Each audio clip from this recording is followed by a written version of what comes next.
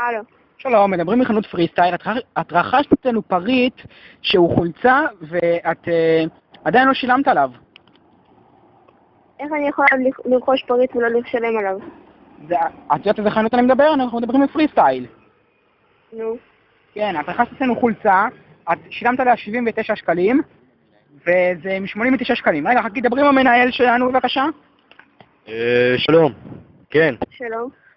אפשר לשאול מה שמך? אליסה. מה השם שלך? אליסה. אליסה. אוקיי, אליסה.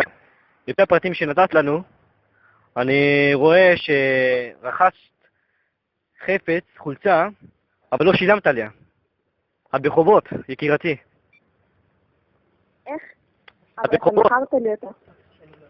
10 שקל. ב-10 שקל. אנחנו... אתה רוצה שאני אבוא לשלם?